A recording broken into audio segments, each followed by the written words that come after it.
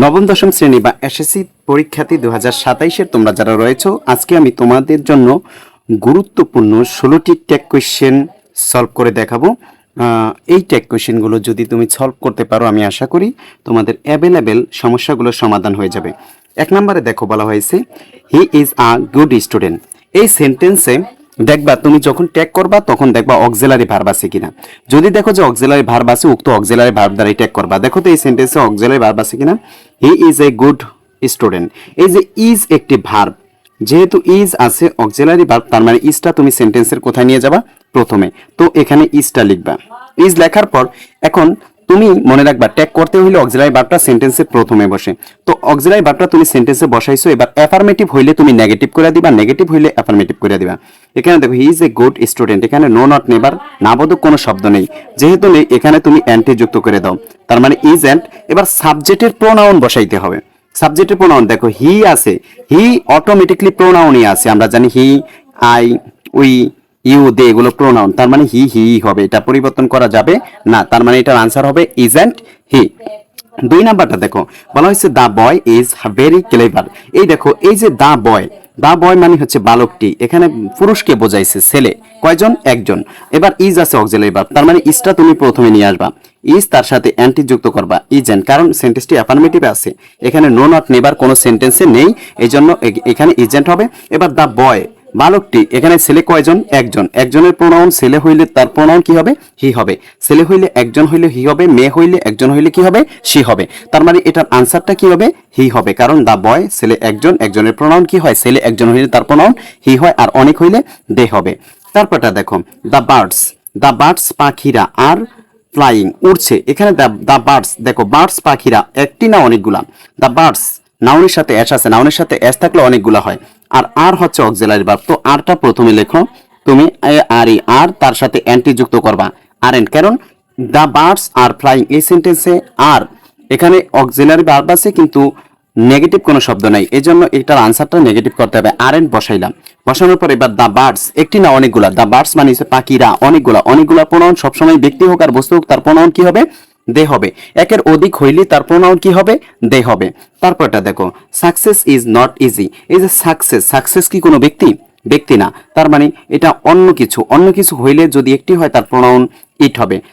Success এটা ধরা ছোঁয়া যায় না, এটা অন্য একটি, তার মানে এটাকে কি করতে হবে, এটার প্রোনাউন ইট হবে, আর ইজ হচ্ছে অক্সিলারি ভার্ব, এখানে নট আছে, তার মানে আর ওখানে নট হবে না, তার মানে এটার আনসার হবে ইজ ইট হবে, কারণ এই সেন্টেন্সে আমাদের কি, এই সেন্টেন্সে সাকসেস আছে, সাকসেস ব্যক্তি না, তার মানে এটা প্রোনাউন ইট হবে, এবং ইজ আছে অক্সিলারি ভার্ব, এখানে ইজ হবে আর নট হবে না, কারণ এই সেন্টেন্সে নো নট আছে, নট থাকলে তো এটা ট্যাগে নট যাবে না। তারপরটা দেখো I am a good boy, এখানে আই এম দ্বারা যদি অ্যাফার্মেটিভ সেন্টেন্স আরম্ভ হয়, ওইটা ট্যাগ চোখ বন্ধ করে লিখবা আর এন্ট আই। যদি অ্যাফার্মেটিভ সেন্টেন্স হয় এটা আর এন্ড আই লিখবা, এটা মুখস্থ নিয়ম। আই এম দ্বারা যদি অ্যাফার্মেটিভ সেন্টেন্স আরম্ভ হয় ট্যাগ হবে কি, আর এন্ড আই। আই এম দ্বারা অ্যাফার্মেটিভ সেন্টেন্স হইলে ট্যাগ হবে কি, আর এন্ড আই, মুখস্থ রাখবা। এবার I am not eating rice, এই দেখো নট আছে, আই এম দ্বারা নেগেটিভ সেন্টেন্স হইলে উত্তর হবে এম আই, তাহলে এটার আনসার হবে এম আই। কথা ভালো করে বোঝো, যদি নেগেটিভ থাকে তুমি এম আই লিখবা, আর যদি অ্যাফার্মেটিভ থাকলে লিখবা আর এন্ড আই, এতটুকু। আই এম দ্বারা যদি অ্যাফার্মেটিভ সেন্টেন্স হয় আর এন্ড আই, নেগেটিভ হইলে এম আই, ঝামেলা শেষ।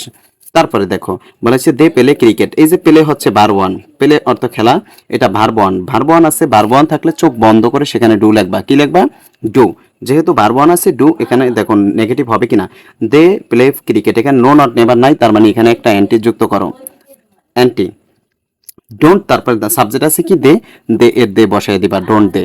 কথা ভালো করে বোঝার চেষ্টা করো, যদি ভার্ব অক্সিলারি ভার্ব যদি না থাকে তাহলে ভার্ব 1 থাকলে সেখানে কি বসাবা, ডু বসাবা। এবার সেন্টেন্সটি অ্যাফার্মেটিভ হওয়ার কারণে আমরা অ্যান্টি যুক্ত করেছি, প্রোনাউন কি, দে বসিয়ে দিয়েছি।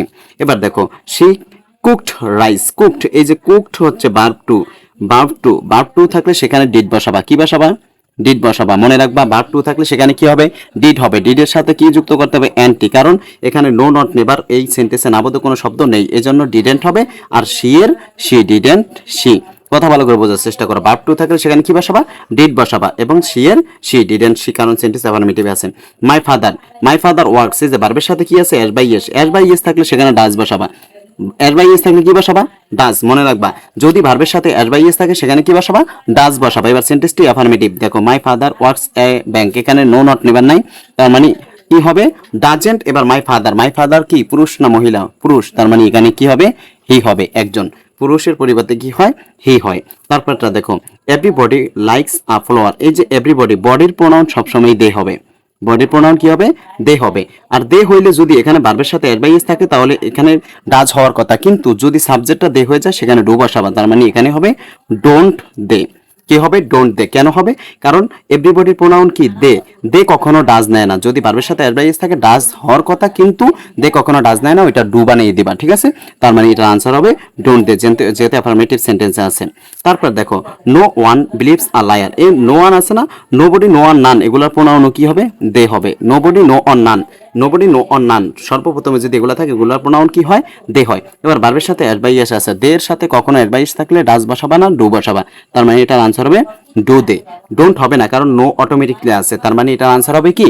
Do they. ডোন্ট হবে না, কারণ এটা নেগেটিভ অটোমেটিকলি আছে সেন্টেন্সটা। তারপরে দেখো অল অফ আস, এই যে অফ যুক্ত সেন্টেন্স হলো অফ পর্যন্ত বাদ দিয়ে দিবা। এবার আস, আসের সাবজেক্টিভ ফর্ম উই, আর হচ্ছে অক্সিলারি ভার্ব, তার মানে প্রথমে আর লেখো, আর এর সাথে অ্যান্টি যুক্ত করে দাও, আরেন্ট। এবার অফ পর্যন্ত বাদ দিয়ে দিবা, অফ পর্যন্ত বাদ দিলে উই, আসের সাবজেক্টিভ ফর্ম, আস হচ্ছে অবজেক্টিভ ফর্ম, অবজেক্টিভ ফর্মের সাবজেক্টিভ ফর্ম হচ্ছে উই আওয়ার আস, তার মানে এখানে উই হবে। কেন উই হবে? অফের আগ পর্যন্ত বাদ, অফের পর যে অবজেক্টিভ ফর্ম আছে আস, এটার সাবজেক্টিভ ফর্ম হচ্ছে কি? উই, আর আছে অক্সিলারি ভার্ব, এখানে নেগেটিভ করে দিবা আরেন্ট, ঠিক আছে? Aren't we. তারপরে দেখো লেটস আর লেটাস থাকলে, লেটস এবং লেটাস থাকলে তুমি চোখ বন্ধ করে ট্যাগ করবা শ্যাল উই, কি বসাবা? Shall we. লেটস আর লেটাস দ্বারা যদি কোনো সেন্টেন্স আরম্ভ হয় সেটা ট্যাগ করবা কি? Shall we. লেটস এবং লেটাস দ্বারা কোনো সেন্টেন্স আরম্ভ হইলে ট্যাগ করবা শ্যাল উই। এবার দেখো লেট হিম আছে, লেটের পর যদি আস না থেকে অন্য কিছু থাকে তাইলে করবা উইল ইউ। লেটের পর যদি অন্য কিছু থাকে তাহলে কি করবা?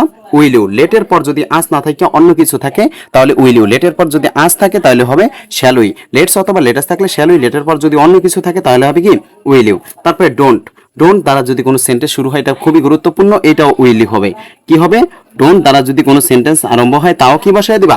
Will you. মনে রাখবা লেটের পর যদি আস না থেকে অন্য কিছু থাকে তাও উইল ইউ, আর ডোন্ট দ্বারা যদি কোনো সেন্টেন্স আরম্ভ হয় তাও হবে উইল ইউ। এবার দেখো দ্য মুন, এটা কি ব্যক্তি? এবার সায়েন্স, ভার্বের সাথে এস বাই এস আছে, এস বাই এস থাকলে ডাজ হবে, ডাজ তার সাথে অ্যান্টি হবে ডাজেন্ট, কারণ এই সেন্টেন্সে নো নট নেভার কোনোটাই নাই, ডাজেন্ট। এবার দা মুন কি ব্যক্তি? না, ব্যক্তি না হইলে তার প্রোনাউন কি হবে? একটা হইলে ইট হবে, তার মানে দা মুন একটা, তার প্রোনাউন কি হবে? ইট হবে। এই টাইপের আরো গুরুত্বপূর্ণ ভিডিও পেতে ভিডিওগুলো লাইক কমেন্ট শেয়ার করে আমার সাথেই থাকো।